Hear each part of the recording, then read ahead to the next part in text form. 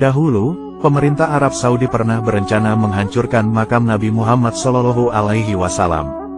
Pusaran Rasulullah itu terletak di dalam masjid paling suci kedua setelah Masjidil Haram di kota Makkah. Penggusuran dan penghancuran makam Nabi itu bertujuan untuk memperluas Masjid Nabawi. Sebenarnya, pembangunan masjid itu memang diperlukan. Tetapi, rencana pemerintah Arab Saudi itu sungguh mencemaskan sebab perluasan bakal dilakukan di sebelah barat, yaitu di tempat makam Rasulullah bersama dua sahabatnya, yaitu Abu Bakar As-Siddiq dan Umar bin Khattab. Rencana ini dinilai bakal membuat banyak pihak murka dan umat Islam bakal bergejolak. Isu tentang akan dibongkarnya makam Rasulullah ini bukanlah hal yang baru. Sejak puluhan tahun silam, isu ini terus menjadi momok bagi umat Islam. Pada tahun 1924 sampai 1925 Masehi, Arab Saudi dipimpin oleh Ibnu Saud, yaitu Raja Najd yang beraliran Wahabi. Aliran ini sangat dominan di Tanah Haram, sehingga aliran lain tidak diberi ruang dan gerak untuk mengerjakan mazhabnya. Semasa kepemimpinan Ibnu Saud, terjadi eksodus besar-besaran ulama dari seluruh dunia. Mereka kembali ke negara masing-masing termasuk para pelajar Indonesia yang sedang mencari ilmu di Arab Saudi. Dahulu, aliran Wahabi yang terkenal Puritan berupaya menjaga kemurnian agama dari kemusyrikan dan bid'ah. Maka, beberapa tempat bersejarah seperti rumah Nabi Muhammad SAW dan sahabat, termasuk makam Nabi Muhammad pun hendak dibongkar. Kemudian, umat Islam Indonesia yang berhaluan Ahlussunnah wal Jamaah merasa sangat prihatin dan kemudian mengirimkan utusan menemui Raja Ibnu Saud. Utusan inilah yang kemudian disebut dengan Komite Hijaz. Komite Hijaz ini merupakan sebuah kepanitiaan kecil yang dipimpin oleh Kiai Haji Abdul Wahab Hasbullah. Setelah berdiri, Komite Hijaz lantas menemui Raja Ibnu Saud di Hijaz, Saudi Arabia, untuk menyampaikan beberapa permohonan, seperti meminta ke pemerintah Hijaz memberikan kebebasan kepada umat Islam di Arab untuk melakukan ibadah sesuai dengan mazhab yang mereka anut.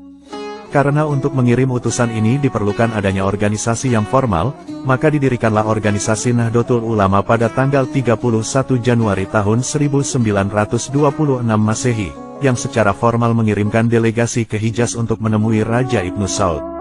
Adapun 5 permohonan yang disampaikan oleh Komite Hijaz adalah: yang pertama, memohon diberlakukan kemerdekaan bermazhab di negeri Hijaz pada salah satu dari mazhab 4, yakni Hanafi, Maliki, Syafi'i, dan Hanbali.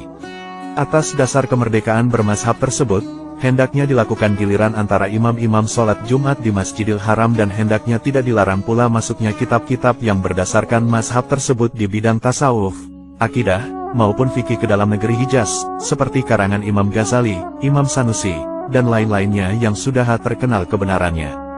Kedua, memohon untuk tetap diramaikan tempat-tempat bersejarah yang terkenal sebab tempat-tempat tersebut diwakafkan untuk masjid seperti tempat kelahiran Siti Fatimah dan bangunan Khaizuran dan lain-lainnya. Ketiga, memohon agar disebarluaskan ke seluruh dunia, setiap tahun sebelum datangnya musim haji mengenai tarif ketentuan biaya yang harus diserahkan oleh jamaah haji kepada syaikh dan mutawif dari mulai Jeddah sampai pulang lagi ke Jeddah.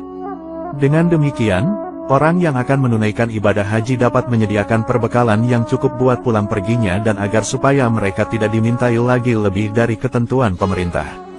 Keempat, memohon agar semua hukum yang berlaku di negeri Hijaz, ditulis dalam bentuk undang-undang agar tidak terjadi pelanggaran terhadap undang-undang tersebut. Kelima, Jamiah Nahdlatul memohon balasan surat dari Yang Mulia, yang menjelaskan bahwa kedua orang delegasinya benar-benar menyampaikan surat mandatnya dan permohonan-permohonan kepada Yang Mulia dan hendaknya surat balasan tersebut diserahkan kepada kedua delegasi tersebut. Dari pemaparan di atas, maka dapat disimpulkan bahwa Komite Hijaz yang merupakan respons terhadap perkembangan dunia internasional ini menjadi faktor terpenting didirikannya organisasi. Berkat kegigihan para kiai yang tergabung dalam Komite Hijaz, aspirasi dari umat Islam Indonesia yang berhaluan Ahlussunnah wal Jamaah lalu diterima oleh Raja Ibnu Saud. Akhirnya, makam Nabi Muhammad yang akan dibongkar pun tidak jadi dihancurkan. Begitulah hebatnya ulama-ulama Indonesia zaman dahulu.